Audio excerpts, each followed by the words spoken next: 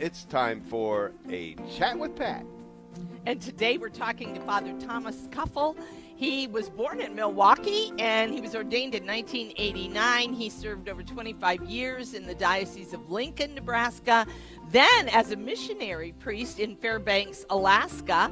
And after he returned from that, he's working in the Archdiocese of Denver, taking care of two small rural parishes. And we're talking about an article he wrote for the Catholic Thing called The Wealth of Wisdom. Welcome, Father Kuffel. How are you today?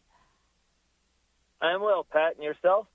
I am okay. I'm okay for the middle of the week here. I love this article.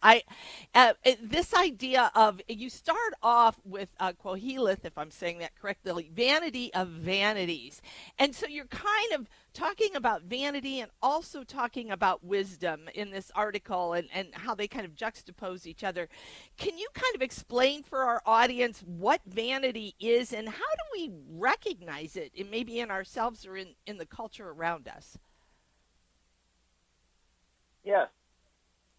Typically, vanity people think, it's all about me, trying to look good, trying to be good, try to have a kind of give a false impression. But in the scriptures, vanity is really how fleeting life is and how easily it becomes insignificant, especially when we look at the equalizer, which is death, and Koheleth, which is most likely Solomon, the writing in the person of Solomon, that vanity, it just lacks substance, and that our life is meaningless without God.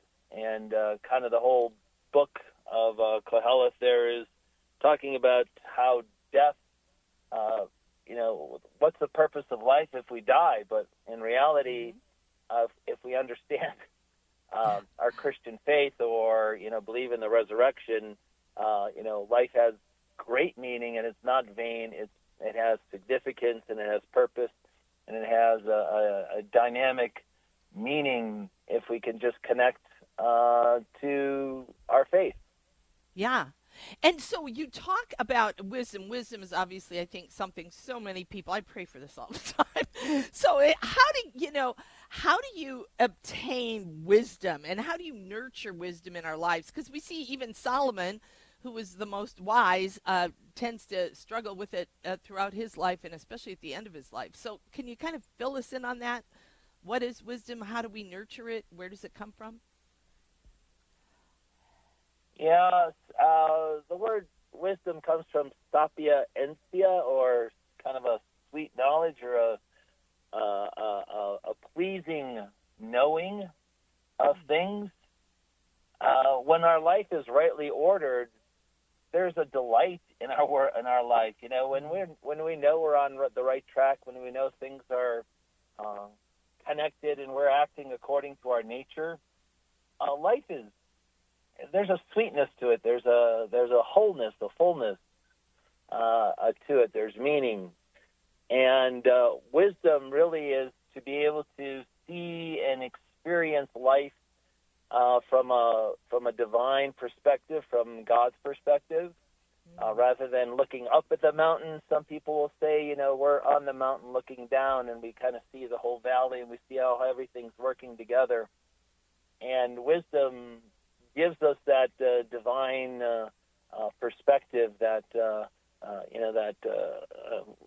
apex of looking at life from a different viewpoint, saying that everything's kind of connected, everything has meaning, everything has purpose, and as Scripture says, even God knows all the numbers, all our hairs, and He Right. sees how beautifully and wonderfully are made, and so wisdom gives us that fullness of life. So with wisdom, you make a great point here, and certainly we just have come off of the holiday of Labor Day, but you talk about how wisdom affects our understanding of work. Can you share that with the audience? Yeah. John Paul wrote an encyclical, I can't remember it, Laborum Exercens, I think. But he showed how the dignity of work, man was made to work, in the scriptures it says man was made to toil and labor in the garden, and those two words have this idea of work and worship.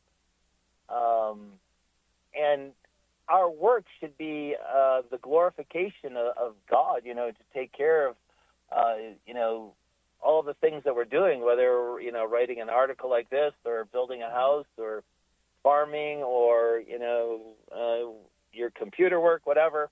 There should be a certain amount of dignity saying, this is touching other people. This is God's will for me, and I'm going to do the best that I can rather than just, kind of drudge through the day and not recognize that I'm creating a masterpiece. I think it was John Maxwell, one of those entrepreneur gurus, talking about how, make each day a masterpiece, and that's what our work should be, a masterpiece glorifying God.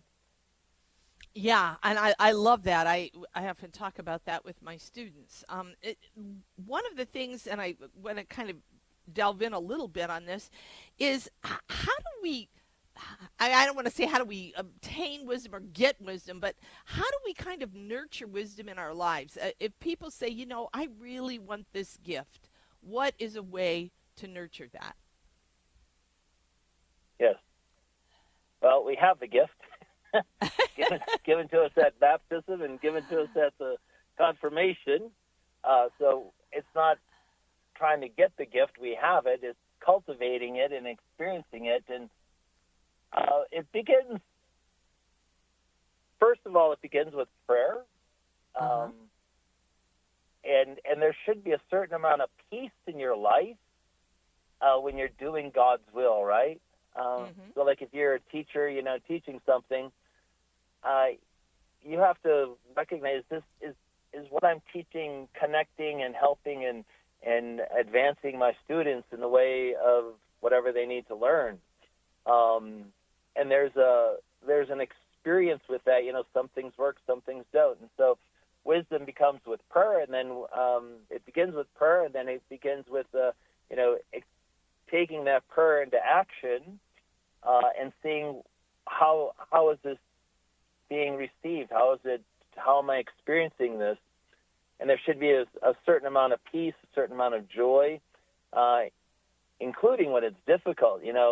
Doing something difficult really should bring about a certain amount of joy and peace, knowing that I'm accomplishing something great. And so it's a lot to do with experience and also, knowing our faith and knowing the way we are made, our nature, to make sure that, we have a human nature that wants to do certain things. We want friendship, we want intellectual ability, we want to use our bodies, and right. When we start living according to our nature, there's a powerful experience of wisdom. Yeah. This was a great article, Father. Thank you so much for all the insights, and thanks so much for writing it. Have a good week ahead. Yes. Thank you. You also, Pat.